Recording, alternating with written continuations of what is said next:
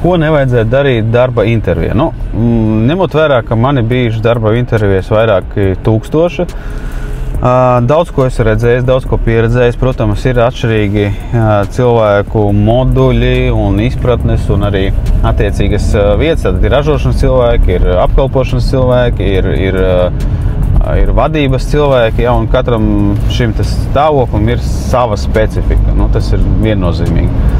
Un tad sāksim ar to, ko nevajadzētu darīt. Nu, pirmais stāvoklis tāds, kad nevajadzētu ierasties alkohola reibumā. Nu, tas ir numur 1. Jā. Tādā pālē es esmu atnācis, jā, ņem mani darba, bet smaka jau nāk tiklīdz atver durvis vaļā. Tas ir numur 1. Otrais, ja tīpaši jauni cilvēki.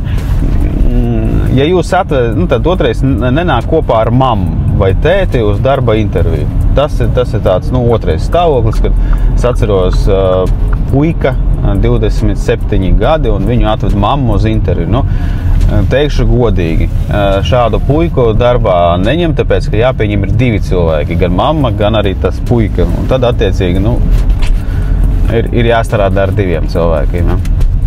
Trešais stāvoklis, ko nevajadzētu darīt darba intervijā un kā būtu, ir stāstīt, ka iepriekšējais darba devējs ir milzīgs ārprāts, āksts, tur nezinu, vēl kaut ko, bla, bla, bla. Nu, tāda milzīga sūdzēšanās, jo nevienam cilvēkam nepatīk, ka par viņu sūdzēs. Ja? Tas ir tāds svarīgs process.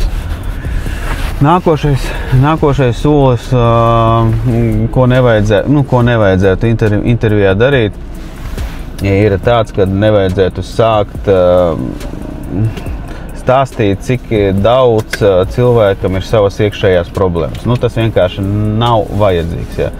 Jo tiklīdz cilvēks sāk stāstīt iekšējās problēmas, tad atcerieties, vienmēr uzdos jautājumu, ja, kā jūs viņas risiniet, kā jūs viņu veidojat to visu. Un ja cilvēks skaidrāk un saprotamāk zina, kā iziet no tām visām problēmām, viņš vienkārši nestāsta par tām problēmām, jo viņš viņus ir atrisinājis.